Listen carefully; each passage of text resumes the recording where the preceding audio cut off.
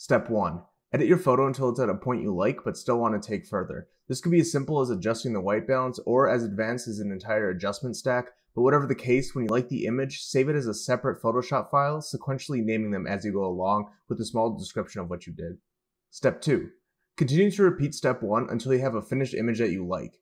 Bring all the photos into the software of your choice and arrange all the exported images in a row sequentially. You can put the description under the image so that you know exactly what you did to get there. Step 3. Take a break for however long you want, but just make sure it's enough time where you can cleanse your creative palette and look at the project with fresh eyes. Step 4. Choose one of the edits you like most in the process, whether it be the base image, the final edit, or anything in between.